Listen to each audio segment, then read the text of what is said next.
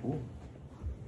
So this is all get cut out right here. Yep. We actually do it, but yeah, whenever you're ready. Okay, you ready to go? Yep.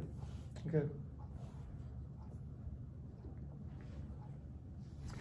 Good morning. I'm Robert Rogers, and I'm with Contra Costa County Supervisor John Joya's office, and I have the pleasure of being here today with Andrew Melendez, our intern, and also a celebrated student at St. Mary's College, and someone who's brought a real tremendous value to our office. This is our first podcast, and in part, this is occurring because of Andrew's foresight and technical expertise. And we're going to talk a little bit about the role of public service and public education and the opportunities for young people to engage in public service in a positive and productive way, especially with government officials at the local level. Mm-hmm. County Supervisor John Joya has always taken a keen interest in, and it's very important to him to provide leadership opportunities to young people. And of course, Andrew is part of that legacy as well. So with that, Andrew, I'd like to let you introduce yourself a little bit. Well, thank you so much. First of all, I can introduce myself much better than that, but yeah, I'm Andrew Melendez. I'm a student studying political science over at St. Mary's College of California, and it's just been an incredible honor to be here with the County Supervisor Joya's office and be here with such an amazing group of people who really believe in the dream that I have, which is my belief in public service and my belief that politics can be used to better the people around us and to make our communities greater.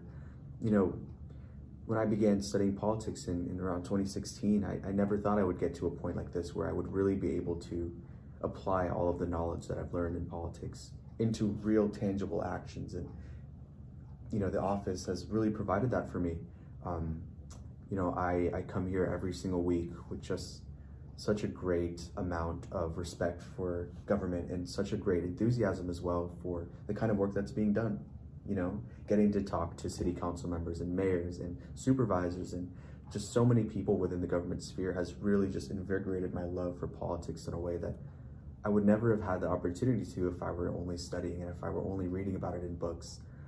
So for many young people like myself, this idea of where we get started in politics it's often just something that's very, very daunting to really tackle.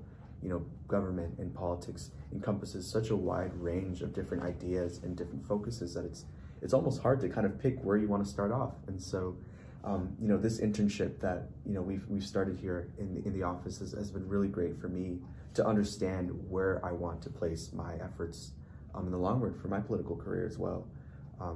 Receiving the encouragement and receiving the support from so many different people across the entire county has really, made myself understand, just how important it is to build connections, to be a community leader, and most of all, to just learn to love, and learn to love everything about government and what its possibilities can be across all of its many different departments, across all of its offices, and even across the individuals as well.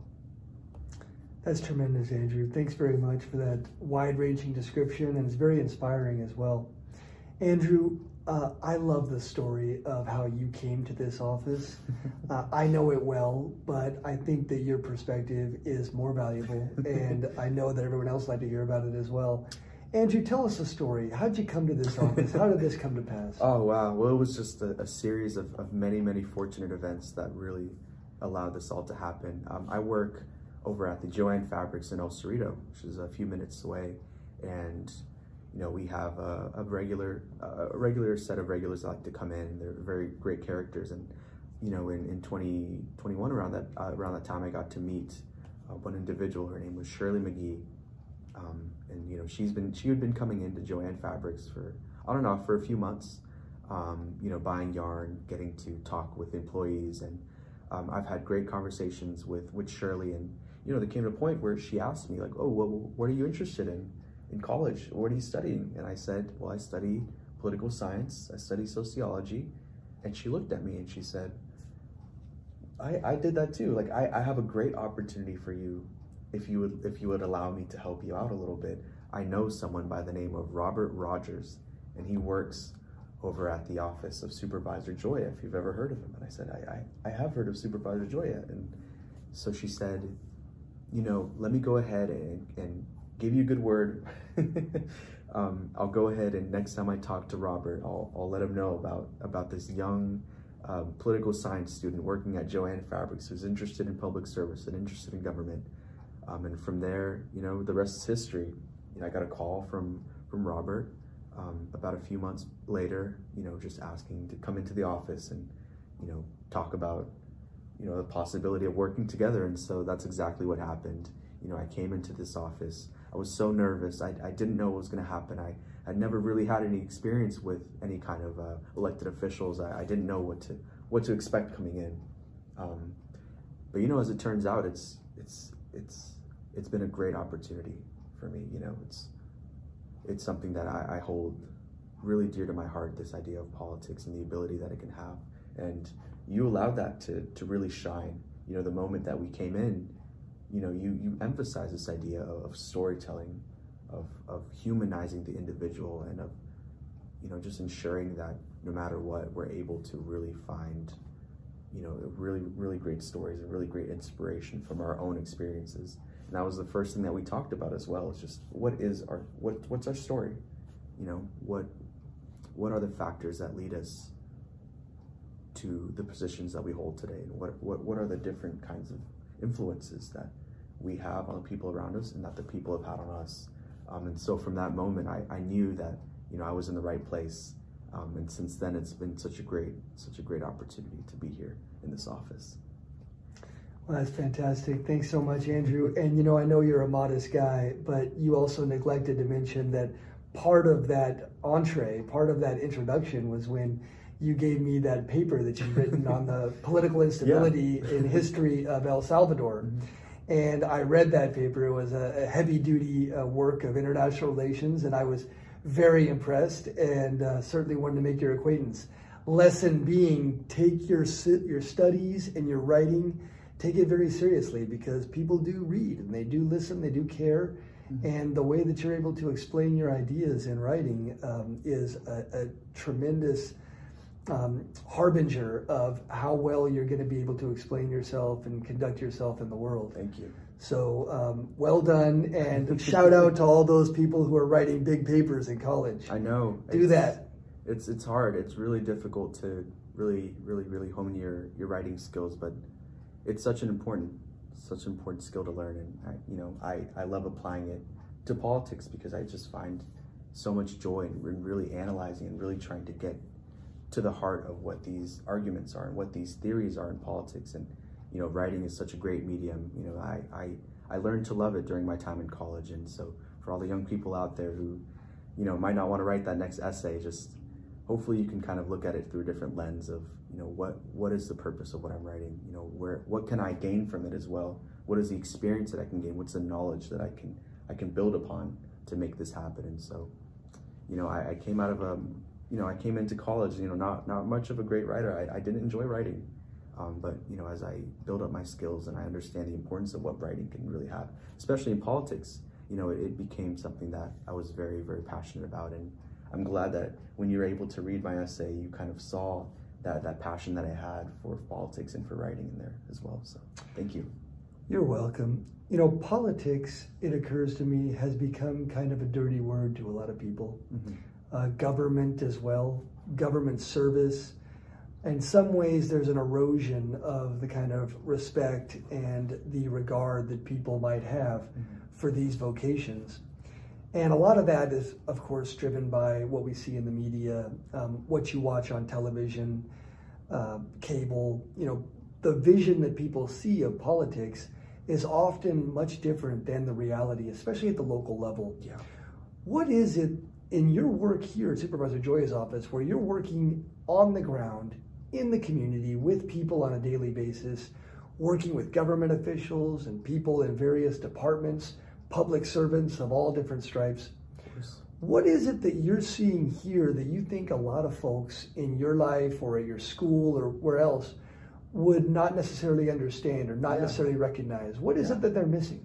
I think a big thing that people kind of tend to, I guess, oversee is is this idea that there are elected officials and there are government leaders and there are government people who have the best interests of the people at heart. I think when we look at what's going on with national media, we tend to kind of look at what's happening with governors across the country and this kind of political tension and polarization that we see, and we use that as a way to dismiss government entirely, when in reality that's really not the case at all. Even if we look at how politics is running just here within the Bay Area, if you really take the time to engage yourself in local politics, you see just how passionate everyone is about the work that they do. Whether it's from city council members to people who work in different departments across the county, to even Supervisor Joya himself, you really understand after you take a deeper look at what politics can be and what politics is, and you kind of see that correlation, that it really is, it's passionate work, and it's work that's done, day in and day out. There's this hard work being done every single day to make sure that our communities are the best that they can be. And I want to emphasize that point as well to all the young people out there, all the college students like myself who came into politics with such a pessimistic viewpoint. It doesn't have to be like that. And in reality, we have to reframe, how we think politics can be. We could take a pessimistic viewpoint and really discount politics in its entirety just by saying, oh, well, there's political tensions, there's all this drama going on, I'm gonna ignore politics and I'm not gonna care about it anymore. Or you could look at it from the way that we're doing here in Contra Costa County and really just see that, there are problems going on, and there are nationwide problems, there's local problems, but we have the passion, we have the willpower, and we have the support from the communities here to really make a change, and a positive change. So I guess to end my rambling, it's, politics here is much more personal, it's much more local, and I think once you take a look into what politics is here in local government, you can really see the hard labor and the hard work and the love that is being put into the communities here. If you turn on the television or you read whatever website, you get the impression that politics is partisanship, right? We know that that's the story that sells. And so people really focus on that. Where is the division? Where's the tension? Who's scoring points here or there in terms of ideology or partisanship? Right. Yet the reality might be a little different, right? I can't speak for what it's like in Washington on a daily basis, but here in Contra Costa County, we do a ton of work for our communities. Mm-hmm. This matters. This is, there's multi-billion-dollar budgets, there's capital improvement. This is politics that impacts people's lives. Now, you're here on a daily basis, you have been for months.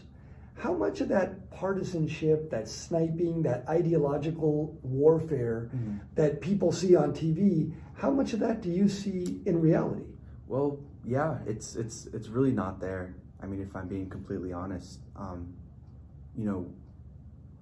once you really look at how policies are driven and how action is taken here at a local level, you kind of understand that, it's not much of any sort of political tensions based on party lines. It's really, you see people coming together to really do what's best for the entire community. And it's not just, Democrats doing what's best for Democrats or Republicans trying to do what's best for Republicans. I think, my experience here in this office and just interacting with, leaders across Contra Costa County, there's this prevailing sentiment that, we're doing what's best for everyone. And I think a large part of that has to do with the fact that, a large portion of people here in Contra Costa County support that vision too. And so that has really enabled us to, work together, work towards bipartisanship and work towards creating communities and creating scenarios in which everyone, whether you're Republican, Democrat, no matter what political preference you're leaning towards, you can receive the benefits and you can create a better life for yourself, and you can receive support from the government in a way that's beneficial across the board. So, it's a very, very large juxtaposition to what you might believe politics is if you're just looking at it from a national lens. But, ultimately, politics is much more personal than that. And I think that, once you take a step back, you kind of see the ways that leaders here are actually working towards bipartisanship more than anything else, towards this idea of community-wide change that'll uplift every single individual rather than just adhering to party lines for the sake of adhering to party lines. Andrew, what's your advice? There's young people out there everywhere. They're in college, they're in high school. Mm-hmm. They might be politics or government majors or political science majors, or they might just be somewhat hazily interested in public service, or maybe they want to work at a nonprofit or whatever. Sometimes these folks have a little bit of consternation about getting out of the classroom and working in the community. What kind of advice would you have for young people when they're thinking about an internship? Well, the biggest advice I would give is just go out there and make that work happen, and don't be afraid to reach out to leaders and ask for support and ask for opportunities like I did. I came into this internship, through the connections of someone that I met, and I gave a cold email to Robert, just asking about internship opportunities. And so, my message is to just do what you believe in, and don't be afraid to really stand up for yourself. And I know it's really difficult to do that in a world and in a country where it might feel as if you're being silenced, and it might feel as if it's hard to make that first step, especially in a sphere like politics where making connections is so important, and building these bridges with other elected officials and other community members is such an important part of it.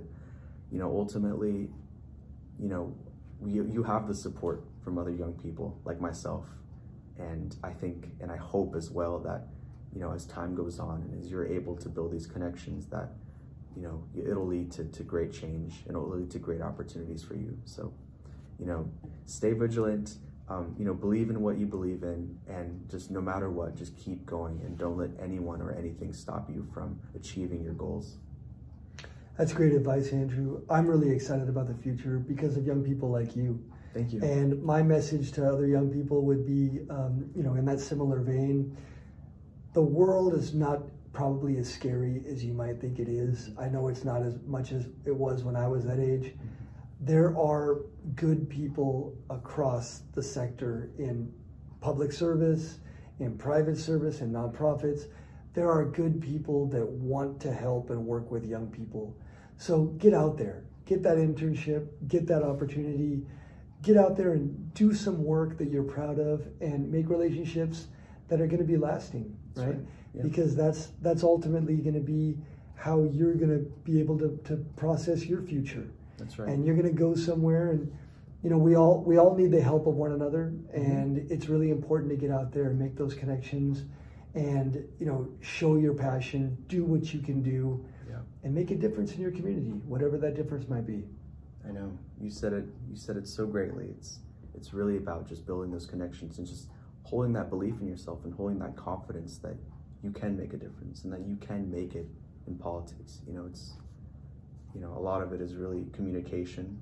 A lot of it is, not only the way that, you can build up your own skills, like I was talking about, like my writing skills, but also just your confidence, your ability to talk to other people and make these connections. So you said it really well. And I hope that we can really drive that point down to all the young people in college who want to make that first step in politics. Andrew, thanks so much. Thank you. Thank you so much for having me today. It was really great to talk, and I look forward to the future as well. Robert Rogers, Andrew Melendez, both working for Contra Costa County Supervisor John Gioia. Thanks very much for listening. Thanks so much, guys.